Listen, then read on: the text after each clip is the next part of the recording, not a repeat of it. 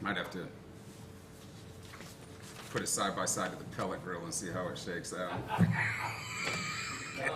All right, ladies and gentlemen, would you please stand? Join with me in our salute to our flag and our country. I pledge allegiance to the flag of the United States of America and to the republic for which it stands, one nation, under God, indivisible, with liberty and justice for all. Remain standing for our prayer, please. Let us join in prayer. God of heaven and earth, thank you for the blessing of this day, for the breath of life, and for the hope in times that can seem difficult. We pray for your blessing on these gathered here to do the work of the city of Guthrie. Give them strength and wisdom to lead them well and make decisions that will benefit the people of this community according to your purposes.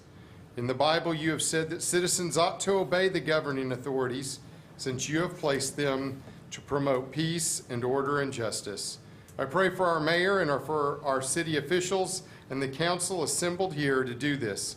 Be the guard over them and their families. Bring discernment, harmony, and joy to this meeting. Amen. Amen. Amen. Thank you, Pastor. Call to order our Guthrie Public Works Authority meeting of June 7th. Second item on the agenda is public comments and recognition. Do we have anything submitted? We do. That me? Yep. We got two. We got two. They weren't submitted. 2 recognitions? Yeah, Okay, all right. that's what I heard. Rumor on the street. Shut up, Don. Here, Mr. Yeah, Don, where'd you get that hat? All right, state your name and address, please. My name's on my desk, and I stay in the northeast side in a refrigerator box down right before you run into the creek. Okay, And he's county trash, so he don't count. I'm a half a block out. I should get a little bit of leeway, just a half a block out? just a half a block. Okay. All right, and what is the recognition here? We are the two that organize the Blow and Smoke Barbecue Bash for the Hope House. And we're just two guys with no sense sitting around, and we like to get together and cook, as a lot of people do. And we said, well, why don't we do this? And everybody's always wanting to taste it, so maybe if we charged them to taste it, we could do somebody some good. So that's how it came about. I'll let Jeff finish whatever he wants to say, and then I'll finish up. That way he gets no rebuttal. Nah. Well, I just want to thank strategy. everybody involved. I want to thank Dawn for doing the majority of the work. James helped us out a little bit. Tracy, Brian, Dan came down. We spent a lot of time down there. Leroy was there both days, Friday and Saturday. And I just think the community won here all around, you know. It was good, and hope that it turns out as good next year. Are you done? Well, yeah. We have 5 minutes. Secrecy on the other, so.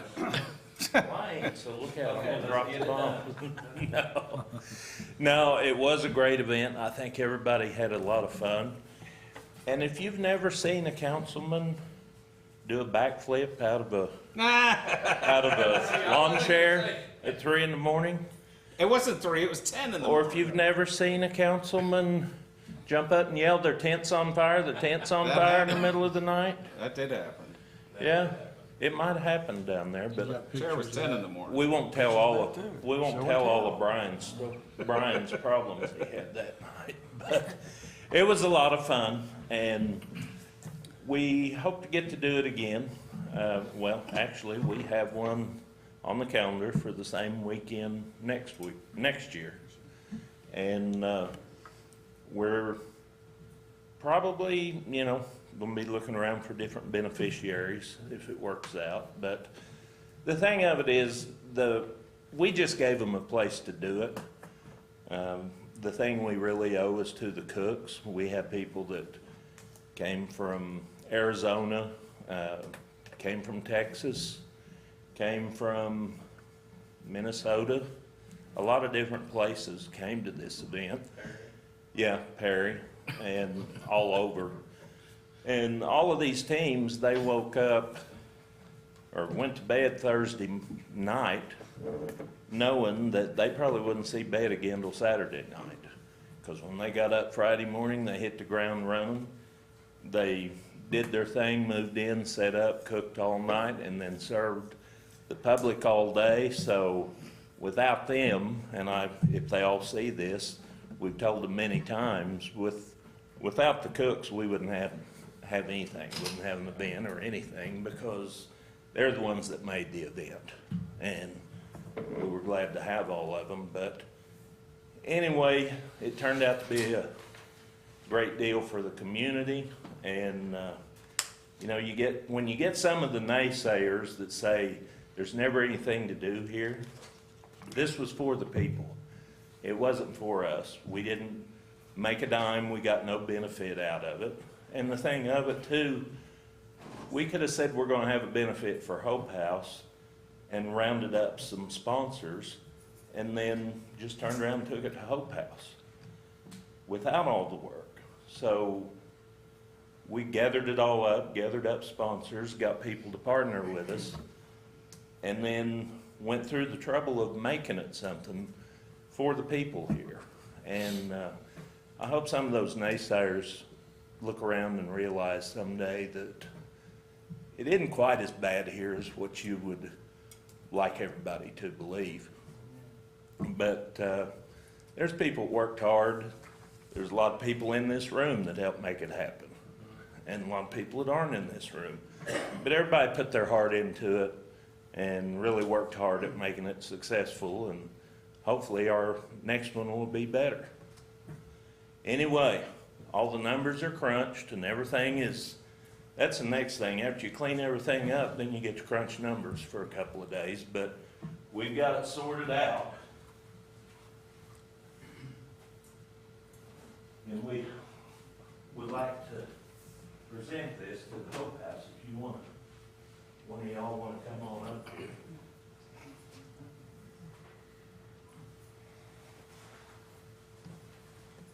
Whoa, my word. Oh, my goodness. We ended up with $3,067, and we hope this helps you guys out and helps you Amen. do what you're trying to do. Incredible. Walking, please. That's a blessing.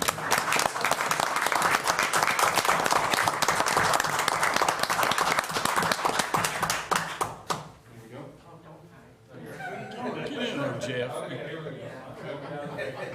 3, 2, 1, smile. Great. All right. Great.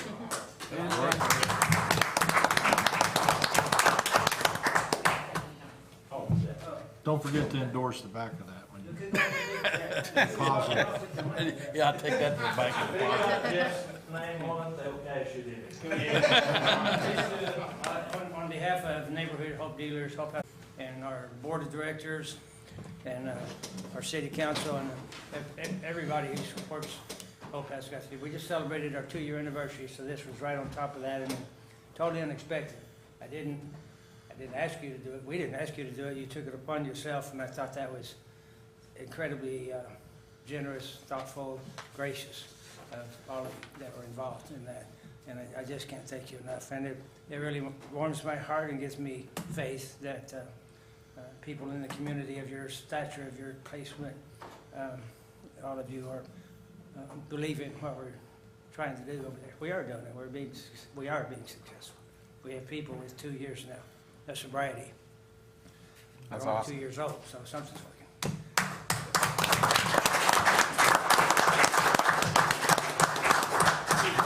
For those of you in the viewing audience who don't know exactly what we're talking about, this was a national barbecue competition that Jeff and Don were the main idea people behind. Lots of sponsorship went into it. This past Saturday at Mineral Wells Park, a great community event, as Don and Jeff have identified, and again, a great donation to another significant part of the fabric of our community, the Hope House. And so Don, Jeff, thank you very much for your leadership in that regard. And for everybody that supported, thank you all very much. My turn? Yeah. I think it's important that we don't take ourselves too seriously, and we're able to make fun of ourselves from time to time. With that being said, I'm a proud member of the Shut Up Don Club.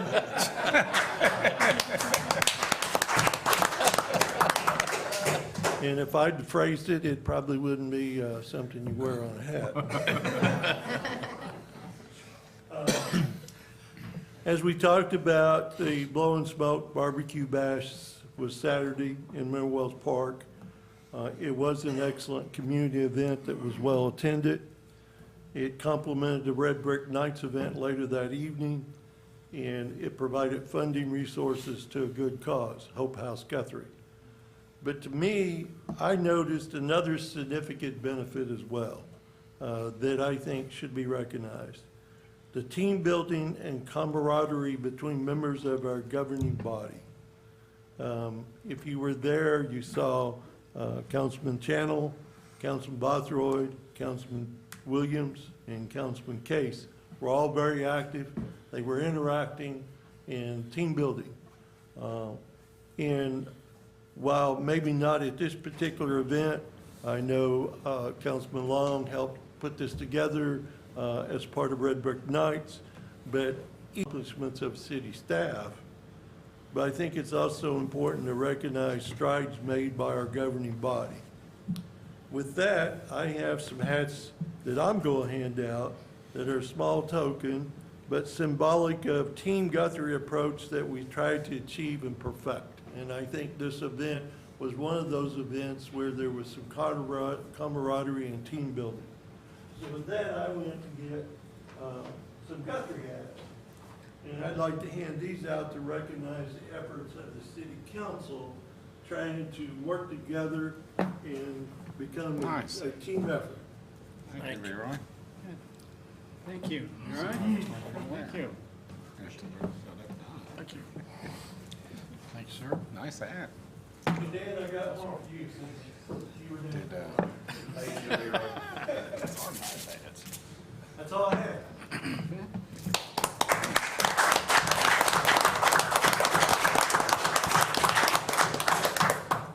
Team Guthrie does it again. Third item on our agenda is the consent agenda, item A, which is the approval of the minutes of May 17th Public Works Authority meeting. I'll entertain a motion. So moved. And a second? I'll make, okay. A motion and a second. Any discussion? Submit your votes.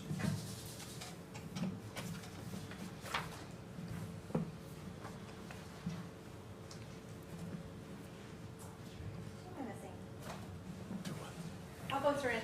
See the votes. Let's see the votes. Okay. Unanimous approval from all those council present to approve consent agenda item A. Item number 4, discussion and possible action to approve change order number 1 for the sanitary sewer improvement project, increase of $430 and adding 15 days additional construction. Kenny, are you handling that? Then you can. Okay.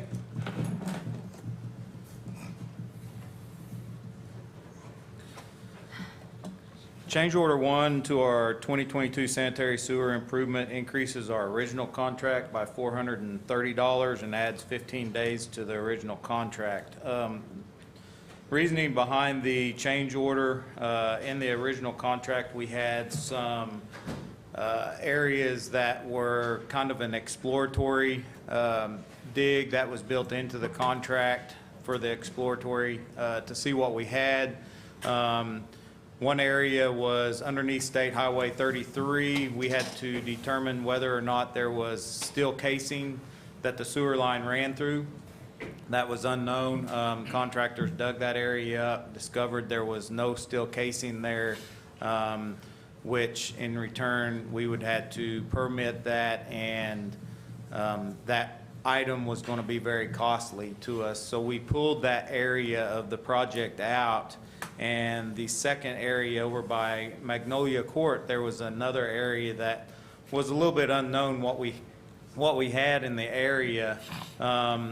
We knew that we had a short section of sewer line that went someplace. We didn't know how far.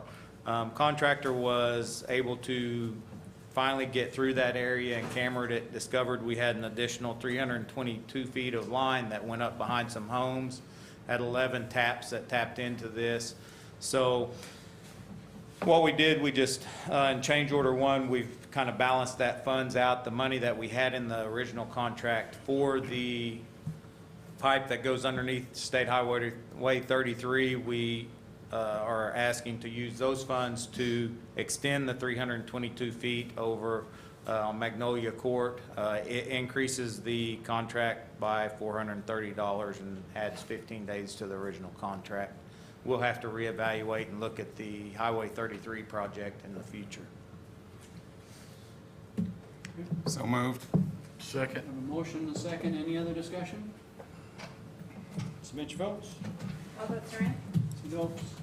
Unanimous approval from those councilmen present to then approve change order number one, adding $430 to our sewer improvement project in 15 days.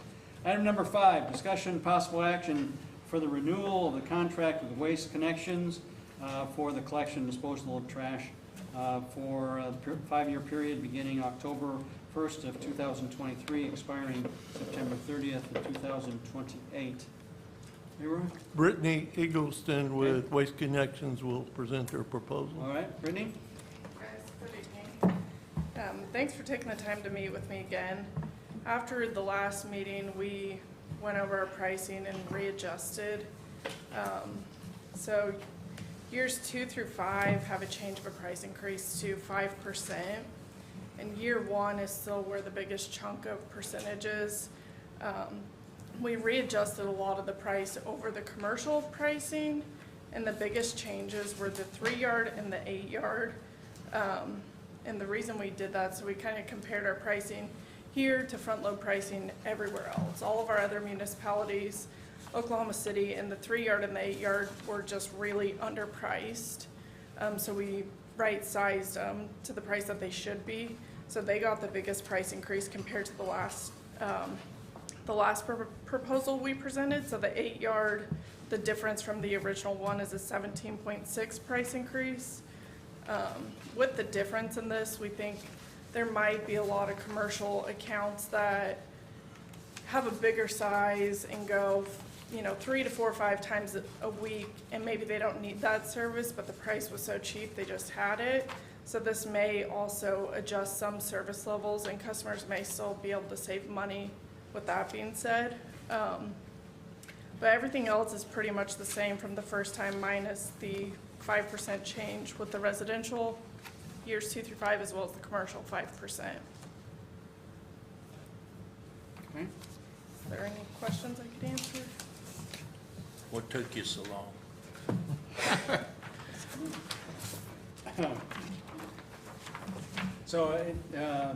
So you readjusted for the residential, it reduced, your original proposal was what, 8? Yeah, I believe it was, so it was 8% across the board for 2 through 5, and year 1 was a 15%. And you kept the 15%, but reduced the 2 through 5 to 5% Yes, instead of sir. 8. Okay? The residential price isn't as far off as it should be compared to other municipalities throughout the state. This 5-year plan gets it to where it needs to be, but it's not as far underpriced as some of the commercial pricing was. Okay. Yeah, I think Leroy, when we first discussed it, we had some comparative data with other cities, and this was clearly in the ballpark. Yes. And I think I did a little calculation, or actually it was in the handout that we have. So that 15% for the residential amounts to about a $1.30 a month increase, and then the 5% in years 2 through 5 is about a 50-cent increase each month, continually for those 5 years. So that holds that line. Any other questions of Brittany? Are we gonna do the stuff like Walmart Free at this point. and, Do what? The Walmart, the Loves, and the, I'm missing the third. That, I think autoclav. Auto Equip. that will, Are all listed in here as significant increase. that discussion will come at the next item relative to our rates that we charge, because we've been passed through with no markup on those. And so when we talk about our rates, that's where we'll cover that. But it was also shown as a separate item on your proposal. We bill it as a separate item on the invoice, just because they have compactors, so they're not lumped into the rest of the invoice. All right? Yeah. I make a motion to approve. I'll second. We have a motion and a second. Any other discussion? Submit your votes. I'll vote for Ann. See the vote. Unanimous approval then. Thanks, to, Brittany.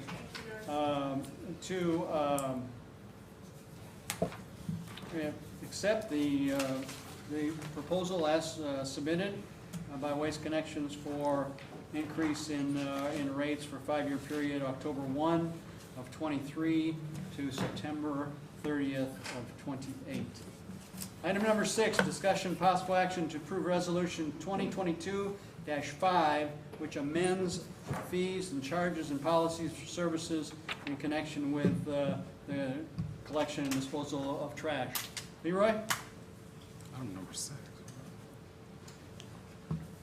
At the end of this presentation, I'll probably recommend that a couple things. One, a lot of formulas, a lot of spreadsheets. I want an opportunity to go back and double check all those one more time. But then I would like to take this to the Finance Committee for them to help fine tune it to come back with the final recommendation on the ordinance. You have the PowerPoint in front of you, but I also, Oh my gosh, psychedelic. we're going back to the 1960s. The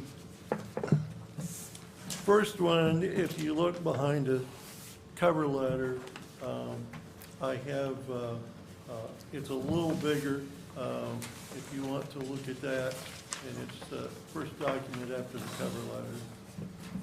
But if you look at from 2006 to 2023, even though they were capped at 2% or less CPI index over that period of roughly 17 years, our cost from Waste Connections has went up 24%. In that same time period, our revenue, what we charge the end user, has not changed at all. The last resolution was adopted in 2006 in September to go in effect in October of that year. It was a 12.5% increase, so our rate to our customers, $13.24. We've not raised it since.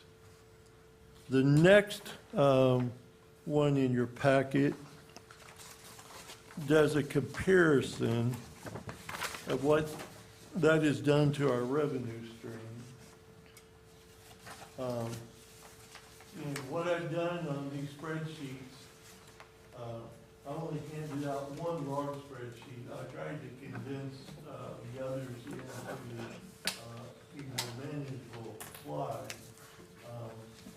In February of this year, I took the invoice from Waste Connections, and that's,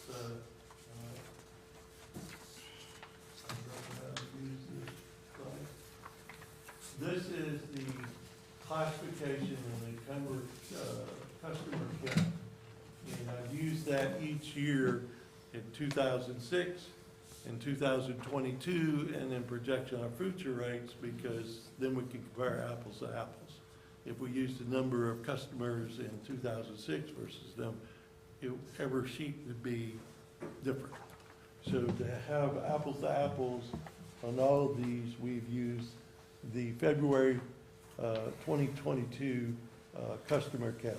And we had 4,713 residential customers and 604 commercial customers. We have a few commercial customers out of town, but it didn't make a significant difference and would have made the spreadsheet twice as big. So Waste Connection charges the same amount for commercial in town and out of town. So I condensed all of them into in town. But if you look at the expense in 2006, this is the rates that Waste Connections charged us for these various residential customers. And then times the number of customers. So the bill for residential back in 2006 for 4,713 customers would have been just over $32,000. The commercial, I combined them all in the together. I've got the spreadsheet if you want to see it.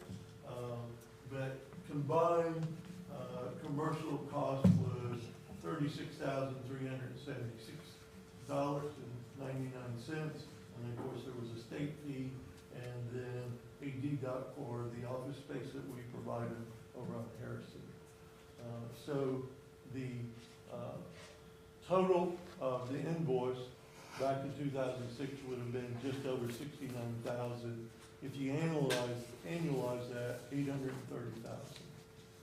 Then you go to the revenue side in February of 2006.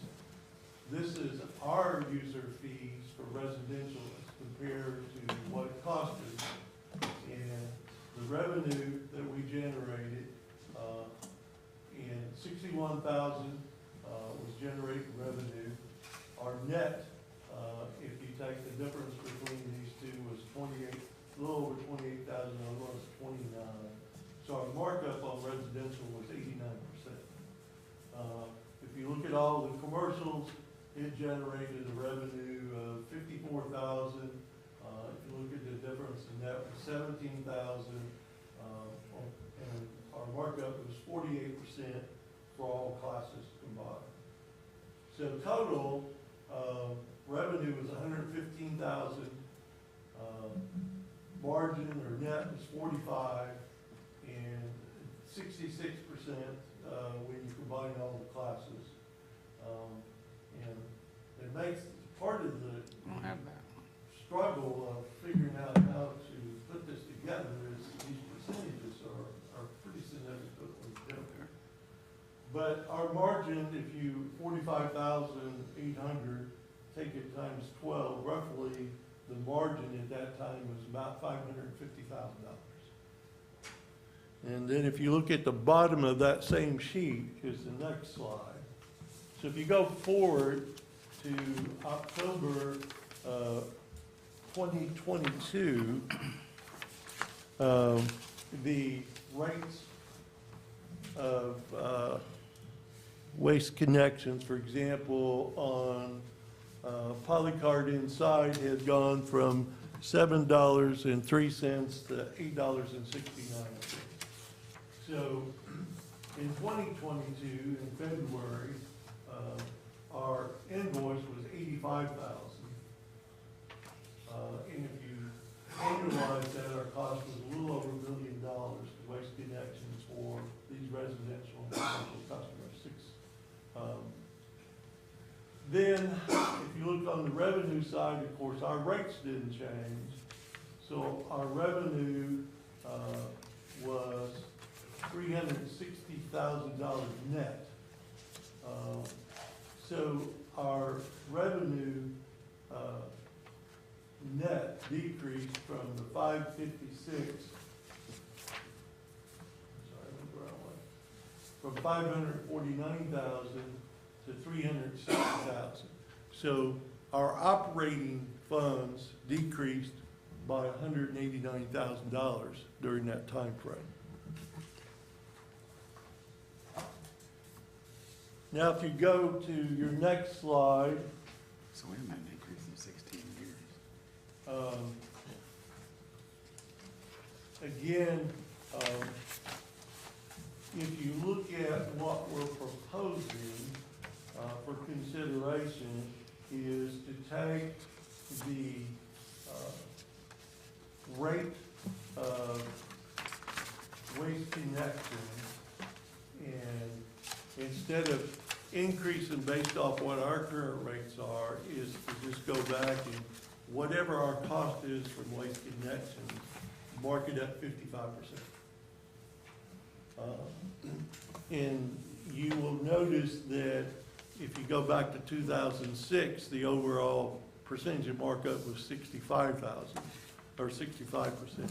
Well, the reason it's 55% coming forward is it's a percentage of a bigger number, because the cost have went up. So that's why the percentage is went down from 65 to 55 to generate the same amount of money. If we do that and we increase 55% across the board, then we would go back, I'm sorry, I hit the wrong one. Then we would go back to the point of generating $556,000 annually in net revenue, which is very similar to where we were back in 2006. So we're catching back up. So that would generate us 200,000 more than if we just sat still and never raised rates. And eventually, if we don't raise the rates, we'll be paying the customers for us to have the privilege of doing the trash service, because as the next 5 years, as we just approved, those rates will continue to go up. Revenue generated through city trash service funds funds the deficit revenue to maintain and operate the convenience center. That doesn't fully pay for its own operation.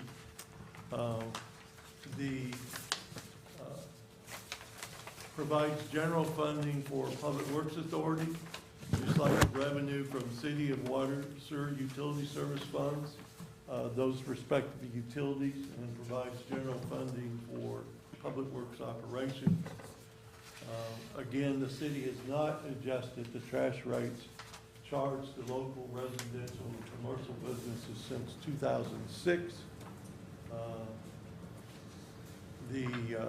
Since October 2006, our cost from Waste Connections has increased 24%, but we didn't increase the end user fee.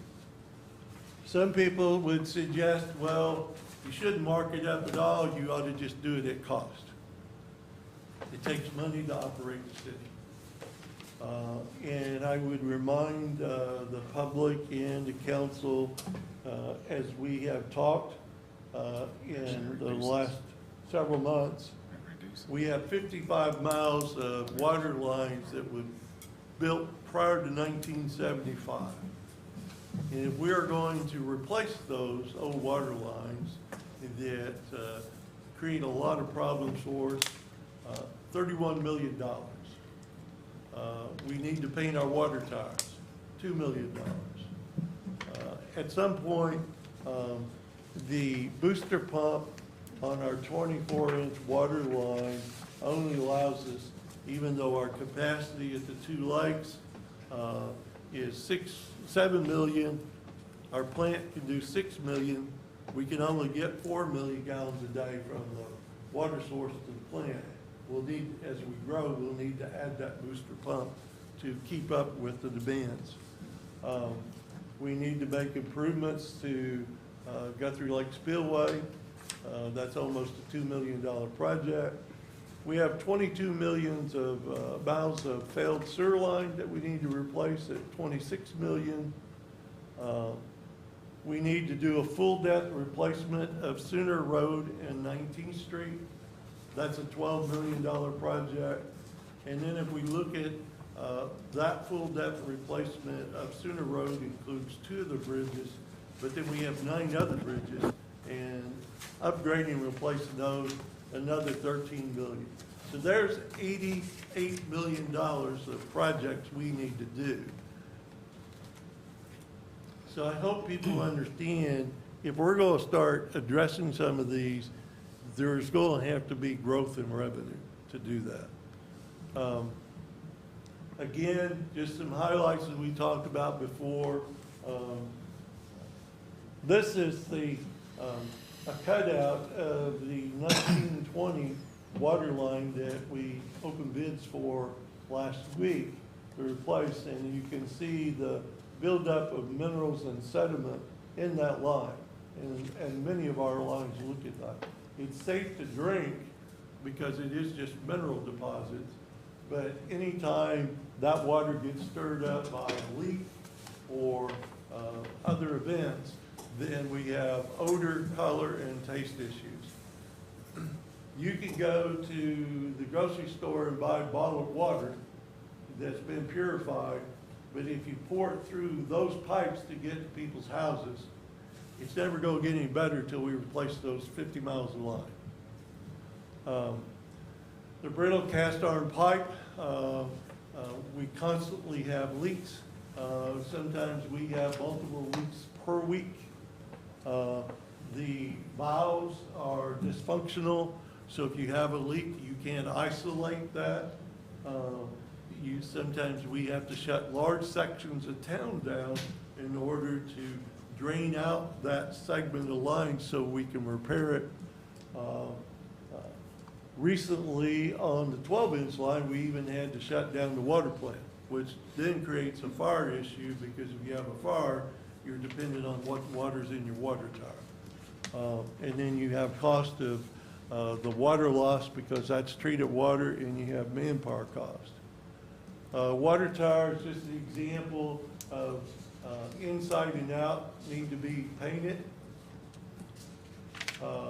This is just a demonstration of the need to increase the capacity of our raw water line that provides water from our 3 water sources of plant.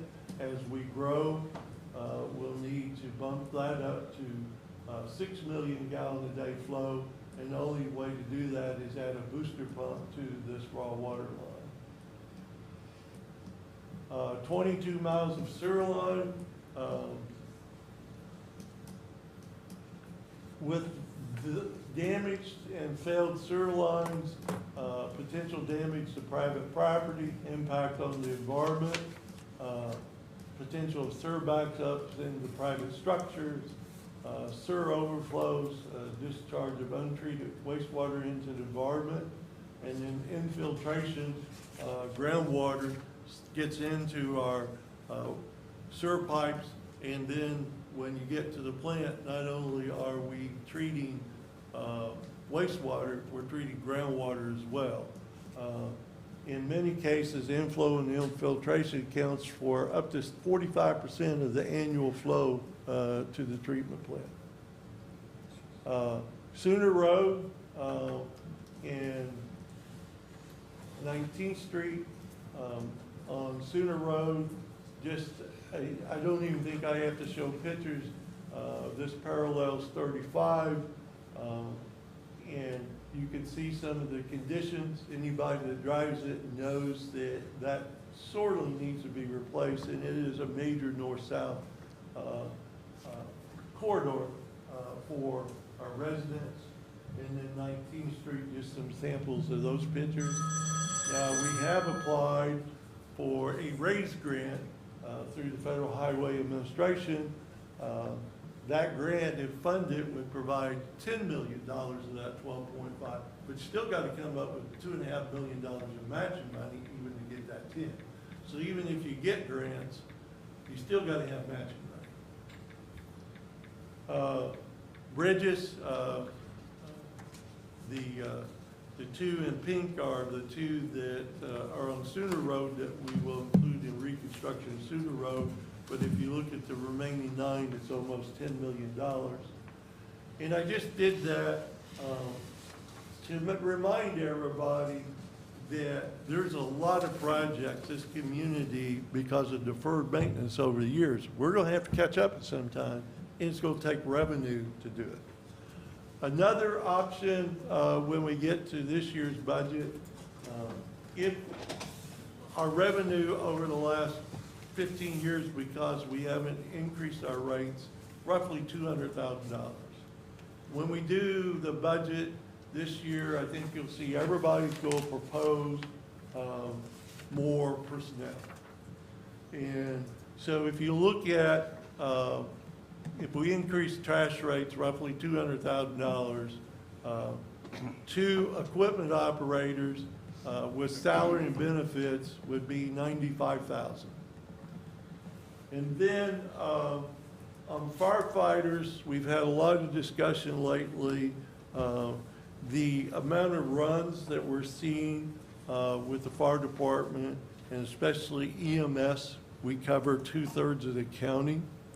We're looking at working with the county in the future to try to generate some additional money from the rural area or the unincorporated area to pay more of the cost of the ambulance service.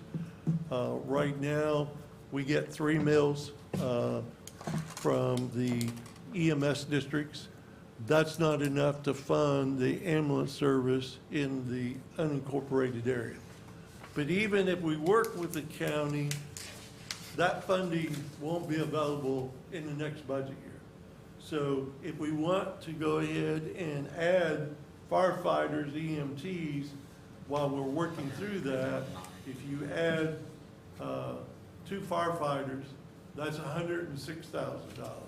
So that would be one way you could use the increase. Once we do get funding from the rural area to help offset additional EMTs to serve that area, then that money could then go back to Public Works.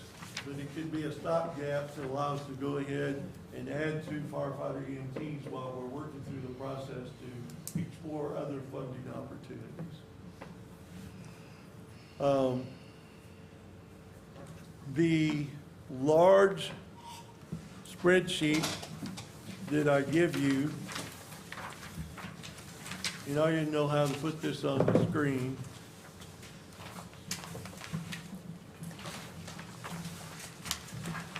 So you're only proposing a 43-cent increase on the polycar, on a residential single polycar. It would go from $13.24 to $13.47. Yeah, so, and you're actually reducing the second polycar. Yes. Well, So, again, if you start on the right-hand side, that's our customer count from February of this year. And then we're anticipating a 2% increase effective October under the current contract. That gives you our cost. Then if you come across in the blue, that is the in-town rate and also the outside town rate. And you can see the markup that we do on commercial for out of town. The Waste Connections charges us the same amount whether it's in town or out town for commercial. But for example, on a polycart one-time pickup, if it's outside city limits, it's 18% more than in town. And it varies anywhere from 3 to negative 13%. Some of them are even cheaper than in town. And so it's all over the board. If you look at just as a placeholder, and it won't affect these numbers because I based all my numbers on in-town rates. But if you look at 100 or 50% markup, so if in town on a commercial was $10, then out of town would be $15. Whatever our markup is, I think it ought to be consistent all the way through, whether it's, if it's out of town, it's 25% more or 50% more, it ought to be consistent. And that's what I think the Finance Committee can help come up with a recommendation. Then the new rate, if you look at the salmon collar, where it says 66% markup above Waste Connection. So that's not 66% more than the current rate in the resolution, it's 66% more than the cost that we have. And so it would be, I'm sorry, 55%. That's what I was I'm looking for. sorry. But that's gonna, the 50, that was my question, the 55 is gonna follow the cost. Correct. And then in the future, whatever we come up with, then rather than have to wait 20 years to do this again, we will adopt a resolution that sets it out that whenever Waste Connections fees go up, our fees will automatically go up. So if it's $10, it will be that plus 55%. If it goes to $11, it would automatically be that plus 55% more. And so it would automatically adjust itself as we have CPI index. That's how you've proposed it here, right? Correct. And then I show in-town revenue with it marking it up 55%, net revenue, and as I did on the summary sheet, that will, in 2006, our net revenue was $549,000. With what I'm proposing, our net revenue will go back up to $563,000. So we're not really making more money, we're just getting back to where we were in 2006 as far as our net revenue. And that's what we said in the first meeting, get back up in line where Correct. we were. And most of that's through the commercial. We are, right now, the way our rate structure is, we're more heavy on what we charge residential than we are commercial. And we would get back to making it more even playing field where the markup is similar, not heavily weighted just on residential. And that does, That changes with the proposed contract that Waste Connection is proposing, Yes, because the commercials were anywhere from 20 to 30% increase. yes. So that, but this doesn't include the companies that were not billing. I did not include it on this spreadsheet, but if we mark it up 55% rather than be a pass-through, and that's why I want to work with the Finance Committee, our recommendation at this point would be they would be marked up 55% as well.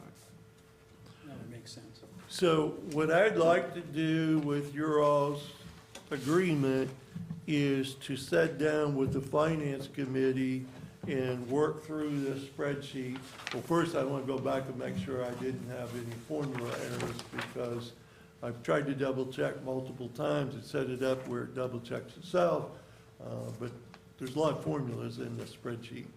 I'd like to go back and double check that, and then I'd like to sit down with the Finance Committee and come back with a recommendation from the Finance Committee for your all's consideration. So you want to bring a new spreadsheet to that meeting? It may be the same spreadsheet, but it would be with their recommendation. Okay. So you're suggesting no action taken at this time, but in a number of steps, review of your data, number one, take it to the Finance Committee, number two.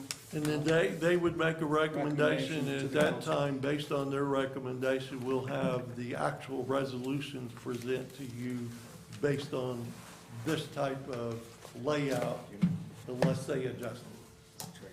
But basically, what we'll be doing is going to a format where whatever our cost is, our markup would be 55% above that. And then we'll need to decide on out of town, is there gonna be an additional charge? A lot of towns do that. So for example, if there was a commercial, and I'm just using a number, $10 in town, if you marked it up 50%, it'd be $15 if you were outside the city limits. That will be something the Finance Committee, they may say 25%, they may say 0, just flat. But I think this gives us an idea of where we're headed, but I would like to work with the Finance Committee to come back with a formal recommendation. Okay, questions of Leroy? When do you want to do it? Probably get with the Finance Committee, if you're all agreeable to that, next week to schedule a meeting. because we'd like for this to go in effect October 1. Okay? All right, so what I'm understanding, no action taken on this item with the proviso, review the data, take to the finance committee, then the finance committee Yes. bring back to the whole council their recommended proposal. Correct. Okay? All right? All right? Hopefully by condensing some of these down, it was a little easier to follow.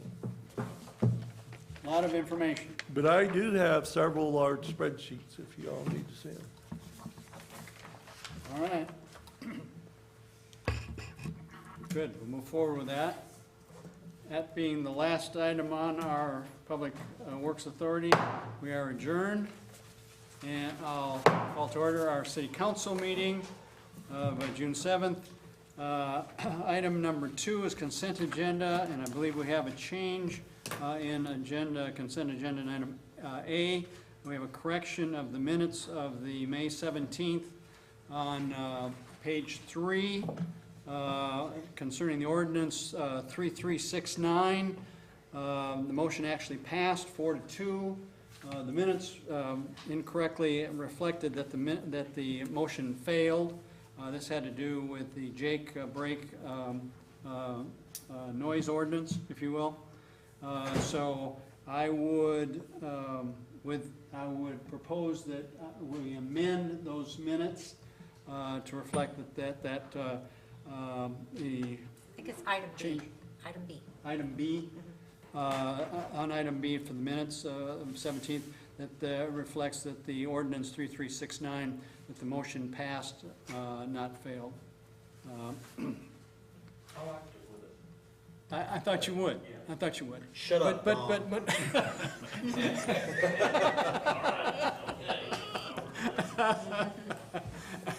I think that reflected what the vote was, 4-2. So, with that amendment, I would entertain a motion then to approve the consent agenda items A and B. So moved with the amendment. Moved as amended. Is there a second? And a second. Any other discussion? Submit your votes, please. How about Rand? Let's see the votes. Unanimous approval from all those present then to approve consent agenda items A and B as amended. Item number 3, discussion possible action to request special use permit to allow manufactured home on 1.23 acres of property at 2415 Cottonwood Terrace. Dan? Thank you, Mr. Mayor. Just as you indicated, special use permit. Per the zoning code, a manufactured home is not a permitted use anywhere within the city limits. It's only allowable through a special use permit. The property is located off of Forest Hills Road, Forest Hills subdivision. It's in the very southern part of our community. There's actually already some existing mobile homes in that area. You guys have my staff report, and so you saw the comments on the special use permit. The Planning Commission had recommended approval 2-1 for the special use permit, with the condition that the manufactured home must be a structure which meets the Federal Manufactured Home Construction and Safety Standards Acts, commonly known as the HUD code. So basically that just says you can't bring an old dilapidated mobile home in there. So with that, I'll give it back to the council if you have any questions. It's a trailer park already. Yeah, it is. What it is. Yeah. And these are large acreages. Yes. Yeah. This is, it would be stupid Yeah. not to approve a mobile home. There was one planning commission member that felt that they shouldn't be allowed anywhere in the city unless it's on a permanent foundation. That was the one dissenting vote, but it did pass, like I said, 2-1. Yeah. If they've already out there, I don't know why we Yes. vote that. There's a number of them I out make a there. motion to approve. Second. Motion and a second. Any other discussion? Submit your votes. How about Rand? See the votes. Unanimous approval then to approve the special use permit allowing manufactured home on 2415 Cottonwood Terrace, subject to the HUD code. Yes, to that condition, thanks. And item number 4, discussion possible action to request a special use permit to allow manufactured home on 2.818 acres of property at Oakwood Drive. I'll make this quick. Same area, just slightly to the east, But same thing, if you approve the first one, So you should. moved. Yes, Second. perfect. Discussion? Submit your votes. How votes are in? See the votes. Unanimous approval from all those present then to approve the special use permit manufactured home at Oakwood Drive, lots 7 and 8, subject to The same HUD condition. The Yep. HUD code. Item number 5, discussion possible action to adopt ordinance number 3371, rezone property located at 706 South Capitol from R1 to R2. Dan? Thank you. As you indicated, this is a rezone from R1 to R2. It's there on South Capitol, in the Capitol Hill subdivision. It's currently R1. They're looking to go to R2. It's a 14,000 square foot lot. They're proposing or looking to put 2 duplexes on the property. Obviously zoned R1, it only allows 1 dwelling unit, so that's the reason they're going to R2. It fits with the comprehensive future land use map, and the Planning Commission recommended 3-0 to approve the rezone from R1 to R2. So moved. Second. Have a motion and a second. Were there any letters of, from concerned Nope. people? The only call I got was they weren't sure what the letter meant, and when I explained it to them, they were fine. Okay, so surrounding. Yeah, there was no objection written or even voiced at the public hearing. Okay, we have a motion and a second. Submit your votes. How votes are in? See the votes. Unanimous approval from those present. Then Thank you. to approve the ordinance rezoning property at 706 South Capitol from R1 to R2. Item number 6, discussion possible action to adopt ordinance number 3370, granting Oklahoma Gas and Electric Company, a Oklahoma cooperative, the right to produce, transmit, distribute electricity within city limits, et cetera, et cetera, et cetera. Leroy? I would point out, we have to have an electric service provider. So it's kind of, if people think about it, it's almost a no-brainer to renew their franchise permit. If there's issues relative to rates, those should be addressed through the Corporation Commission process, not on a vote of whether or not we want to have somebody provide electricity. The state statute state constitution requires, if we're going to renew a franchise, it has to be by a vote of the people, and that's why it goes to an election. I will point out, just so you remember later, we will have a franchise coming to you for a cable service, Blue Peak. There is a federal law that exempts them from requiring a vote that supersedes state constitution. So when we bring that forward in a month or two, remember that and don't say, well, why aren't we having an election? Well, because when you deal with cable franchise, it is managed by federal law that supersedes the state constitution. Here, there is no such federal law, so for electric and gas utilities, it takes an election. You should have in front of you a revised ordinance marked up in red. We have worked with OG&E and they have agreed to these changes. In section 1, the term property is a term used in the ordinance, and we just thought it should be defined. In section 2, we are allowing OG&E right to use our utility easements, but we do specifically want to have in there the absolute right to prohibit the company from using areas other than streets, alleys, private and public utility easements. As they use our easements, they will also, though, have to comply with all right-of-way and easement management ordinances or regulations enacted by the city, including such ordinances and regulations enacted after the effective date of this franchise. Reason that's in there is the right-of-ways get so crowded in order to maintain width to get in to do repairs and replacement of water lines, sewer lines. We have to have some way to regulate where underground utilities go so that we don't end up at a point that we can no longer maintain our utilities. And then on the second page, some of our easements are limited to one purpose, like we may have an easement specifically limited to a water line. Well, we're not giving OG&E authority to use that easement for electric because we don't have the authority to do that. We have the easement for a specific purpose. In section 3, in their work on their utilities, if they break up any pavement, sidewalk, driveway, or other surface, they have to put it back to the condition it was. If for some reason we change a roadway, whether we expand the road, change the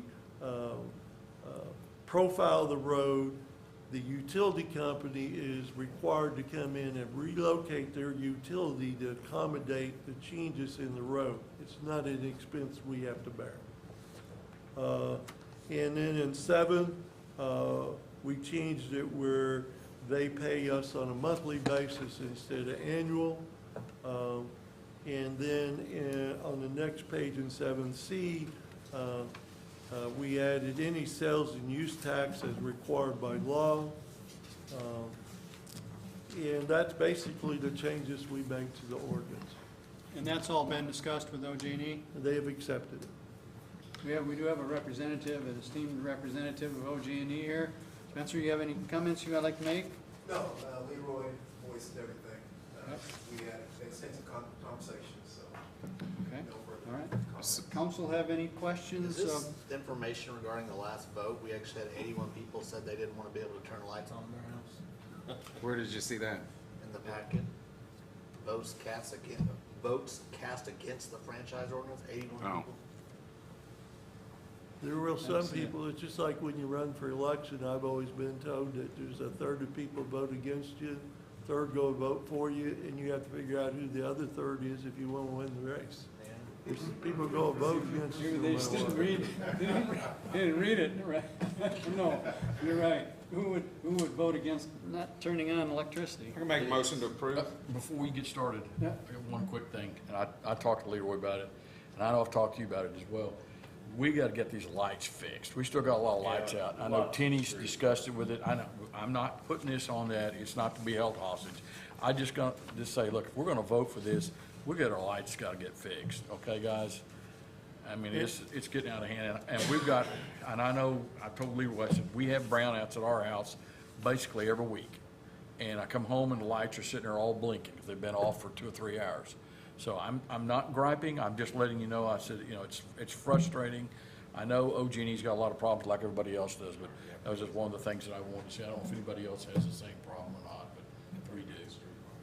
We've got a lot of lights out. I will mention that it's separate from the franchise agreement itself, but we are in discussions with OG&E for a economic development type agreement where OG&E provides some funding to the city to help in our efforts in economic development to recruit business and industry to our community, and also to address some of the street lighting. But that will be a separate agreement, not necessarily tied to the franchise.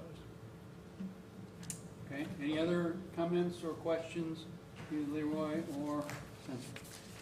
No, we have a motion then to approve, looking for a second. Have a motion and a second.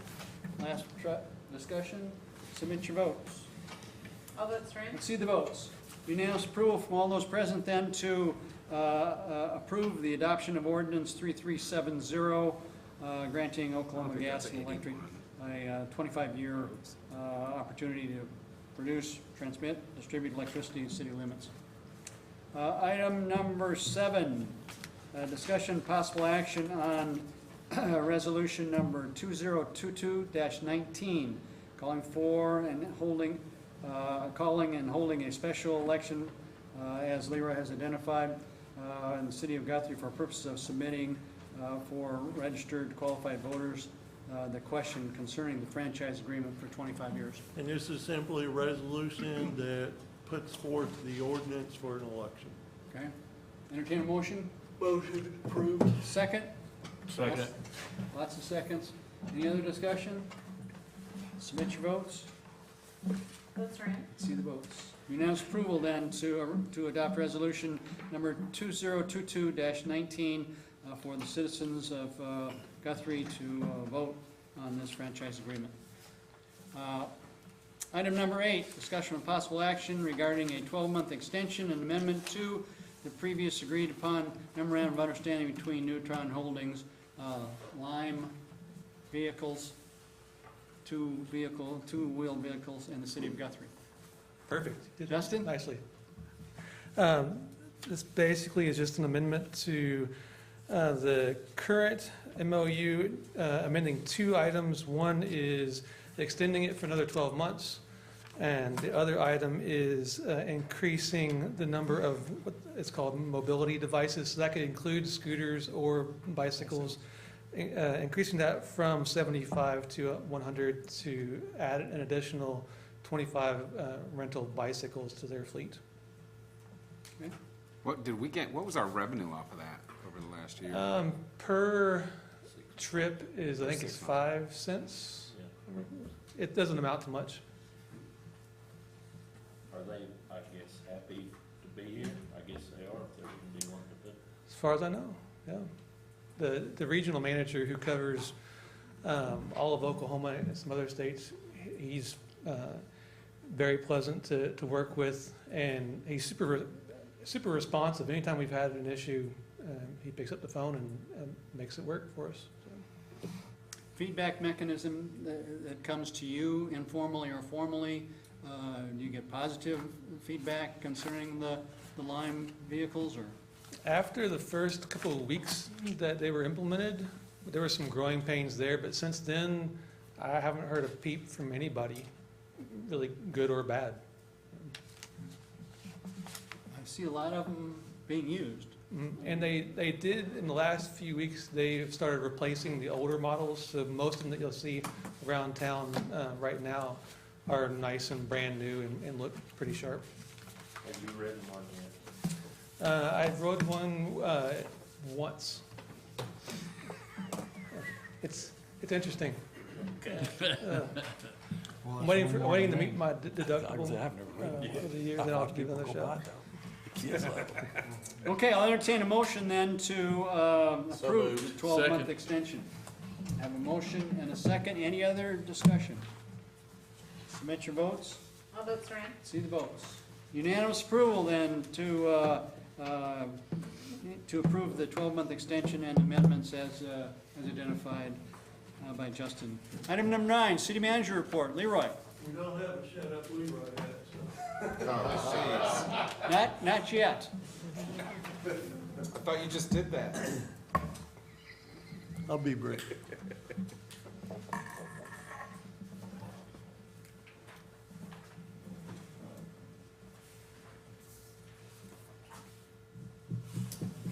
Thank you, sir. I think this will be pleasant. Thank you.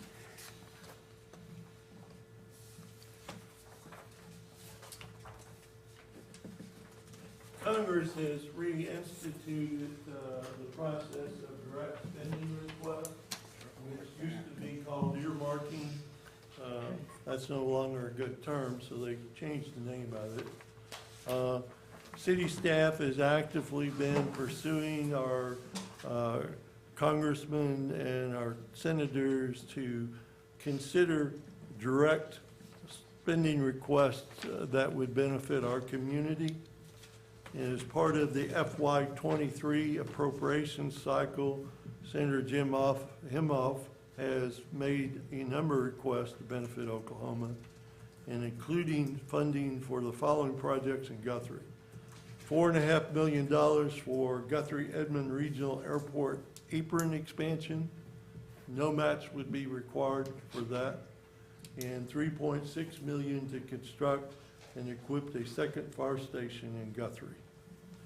A word of caution at this point, even though it has been recommended, no one knows yet when the final appropriation law will be passed. We know how that process works. and whether or not those requested projects will be selected from all the projects that members of the Senate have requested. We all know that Senator Inhofe has a fair amount of influence in D.C., and so most of his efforts are successful, but still a word of caution, it's not guaranteed yet. The $3.6 million to construct and equip the fire station will be a site yet to be determined, but it will be on the south end of the community. I have some verbiage there talking about the Apron expansion at the Guthrie Edmond Regional Airport. I think, I'm not going to read that to you, but I think it's good to recognize that Senator Inhofe has always recognized that a quality airport plays a key role in the economic vitality of the region. On the fire station, I won't read all that, but clearly just providing fire service as even within our existing boundaries as we continue to grow becomes more and more challenging with one fire station. Even if at some point in the future we decide not to provide ambulance service out in the county, a second fire station will benefit us because of the number of housing developments that have filled in where we have annexed in the past. On the second page, just for some explanation, on the airport, there's multiple projects. The first one in green is parallel taxiway relocation, estimate start of construction in FY 2025. This project consists of relocating the parallel taxiway in order to meet the FAA runway taxiway separation standards. The payment's coming to the end of its life cycle, and it will be time to reconstruct the taxiway pavement in a proper location. This is in support of increase of larger aircraft utilizing the airport and ensure complete operation capability for decades to come. The funding format for that project, that is just under a $5 million project. Oklahoma Aeronautics Commission will provide $240,000. FAA, under 3 different funds, will provide $570,000, $3.6 million, and $300,000. And our share of the $5 million project roughly will be about $225,000 for us and about $225,000 from the city of Edmond. In purple, you can see the direct spending for the expansion of the airport apron that would be between the new terminal and the relocated taxiway. And then on the new airport terminal, we have 2 potential options there. We have applied under a new federal grant program. We'll have 5 opportunities. The grant runs every year for 5 years. If that is funded, we would get a $3 million grant from FAA. Oklahoma Aeronautics Commission will put $500,000 in. And then the 2 cities, Edmond and Guthrie, would put $250,000 in. And then Plan 2, or Option 2, is a scaled-down version. If over the next few years we do not get the funding for the full terminal, we will build a scaled-down model with an opportunity to add to it as we get funding. And there we will use $500,000 from the Aeronautics Commission, $250,000 from each city. And for the next 5 years, the Airport Infrastructure Grant Funds, AIG, we're getting an additional $295,000 in addition for the next 5 years, in addition to the normal $150,000. That will be 1.4 million. So that will allow us to do roughly a $2.5 million project. Of course, if we get the grant, that will free up the airport infrastructure grant funds for other purposes. So just wanted to make you aware of that. Wonderful. Thank you. Exciting opportunities out there. That's great. Thank you, Leroy. Item number 10, comments from council. Councilman Long. We had June's Red Brick Nights this last weekend also. It was well attended. It was a great event. So we appreciate all the sponsors for that to make that possible. Also, it's grass growing season, so I'd ask people to please mow their lawn.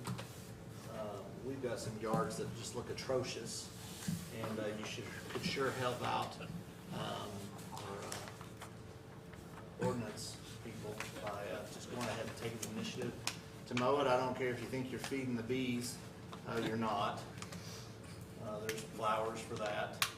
What you're doing is you're also housing ticks, and rodents, and snakes, and everything else. And so your neighbors aren't very appreciative of you doing that. So be neighborly. You chose to live in town where there are rules and ordinances, so we please ask you to follow them and mow your yard. Thank you. Very good. Thank you. Councilman Channel. Pretty much said, the cookout was a big deal. We're happy with it. We seem to have a lot of people that enjoyed it, wanting us to do it again. And I want to thank James and Red Brick Nights for his part in it, because he was we tried to cross-market it, so maybe, and I know a lot of our people that came to the cook-off went to his event, and hopefully some of his came down early to go to mine. So that's all I got. Okay, Councilman Taylor. We went to the Hope House anniversary, which was what, 2 years ago? 2 years anniversary. And I thought it was a great function. I thought it was good. A lot of people have, done a lot of great things out there. So I know they're not here. I know several of them know about it, but I want to say thank you for that. Thank you, staff. That was very informative on the trash, whether it's OG&E, whether it's line scooters, whatever it was tonight. You guys did good, Dan, and you kept it under 5 minutes. That's what I really like. And other than that, shut up, Don. That's it. Councilman Guthrie. So I'll, in echoing what Don said, I got to see firsthand. First off, I'm real proud of Don and Jeff Fleury for putting that event on. It takes a lot more work than what these guys are saying it takes up there. It really does. It takes a lot. But there's a lot of people that showed up. They were showing up right up until the 3 o'clock mark almost. And so, I don't know how many came through, but quite a few came through there. And a lot of them just told me, this is the type of thing that's just awesome for Guthrie. And it is, in that park. By the way, commend the whole council on that park, because that was a heck of a venue for something like that. Really, truly was. So. Super spot. Yep, that's it. Councilman Williams? I was there to see the bucking of the chair, and I just thought he was very graceful. It was a full flip. It was perfect. I wish I filmed it. It was just, I gave it a 7. It was one of those deals you couldn't get up and brush yourself off and look the other way because everybody's stopping. And it was 10 in the morning, not 3. Are you sure? Yeah. Yes, it was in the morning. It was after about 4 cups of coffee. So will that be a part of next year's program also? I don't know about that. There are some traditions. I'm not riding any of the coding They've chairs already been anymore. started, so Brian, that might be the tradition to start. That might bring a lot of crowd. Maybe. I just, again, Don, Jeff, a great event and a great first one, and hopefully a second one will follow. And don't take anything from James, and the whole Red Brick Nights too, because that's a powerful community gathering spot. That's a super, they've already created a branding. Yeah. And it's a great branding for our community, for sure. So James, thanks for highlighting that and being the spark plug and make that happen. I hope that the actions that we've taken today with putting to a vote will continue on with another partner, another positive partnership with OG&E for another 25 years of growth and again, partnering to make the community better. And Leroy, your presentation about the items that Senator Inhofe has put on, I think that reflects, again, Team Guthrie. I think it reflects you and the staff making all of our congressional delegation aware of the needs that we have and continuing to pitch that we are one hell of a good investment here in Guthrie, America. And I think that's shown in the two proposals that the Senator has put forward. And I know in speaking to other congressional delegations, they recognize the needs that we have, recognize the good things that are already happening in Guthrie, and want to be a part of continuing a positive future. So again, Leroy, thank you and your staff for keeping that buzz going and keeping the data and the information in front of the congressional delegation so that they know what our needs are. So appreciate that. With that, ladies and gentlemen, we're adjourned. Thank you very much.